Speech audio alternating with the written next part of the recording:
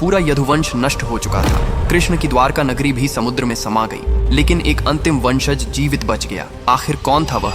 महाभारत के अंत के बाद का समय था। द्वारका का यदुवंश अपने ही श्राप के कारण नष्ट हो चुका था। भगवान कृष्ण के प्रस्थान के बाद पूरा वंश समाप्त हो गया था और ऐसा लग रहा था कि अब कृष्ण की लीला केवल स्मृति बनकर रह जाएगी। लेकिन उसी समय यदुवंश का एक अंतिम दीपक जीवित बचा। उसका नाम था वज्रनाभ। वज्रनाभ भगवान कृष्ण के प्रपौत्र थे, यानी कृष्ण के पौत्र अनिरुद्ध के पुत्र। जब यदुवंश का विनाश हुआ तब भगवान कृष्ण के प्रपौत्र वज्र को सुरक्षित बचा लिया गया और बाद में उसे मथुरा का राजा बनाया गया। राजा वज्र के मन में एक ही चिंता थी, यदि भगवान कृष्ण इस धरती से चले गए तो उनकी स्मृति कैसे जीवित रहेगी। तब उन्होंने महर्षियों से सलाह ली। ऋषियों ने कहा कि भगवान के दिव्य रूप को मूर्तियों के रूप में स्थापित करो, ताकि आने वाली पीढ़ियां भी उन्हें उसी भाव से देख सकें। तब वज्र ने भगवान कृष्ण के स्वरूप को याद करके उनकी मूर्तियां बनवानी शुरू की। कहा जाता है कि उन्होंने कृष्ण और उनके परिवार से जुड़ी 16 दिव्य मूर्तियां बनवाई और मथुरा, वृंदावन और आसपास के पवित्र स्थानों में मंदिर स्थापित करवाए। इन मूर्तियों को इतना दिव्य माना जाता है कि भक्तों को उनमें साक्षात कृष्ण के दर्शन का अनुभव होता था। पुराणों और वैष्णव परंपराओं में यह भी माना जाता है कि आज जो प्राचीन कृष्ण मंदिरों की परंपरा मिलती है, उसका आरंभ राजा वज्र ने ही किया था। जैसे गोविंद देव जी मंदिर, मदन मोहन मंदिर, केशव देव मंदिर, गोपीनाथ मंदिर। इन मंदिरों की वर्तमान इमारतें बाद के काल में बनी हैं, लेकिन मूल मूर्तियों की परंपरा वज्र तक मानी जाती है, ऐसा वैष्णव ग्रंथों में कहा गया है।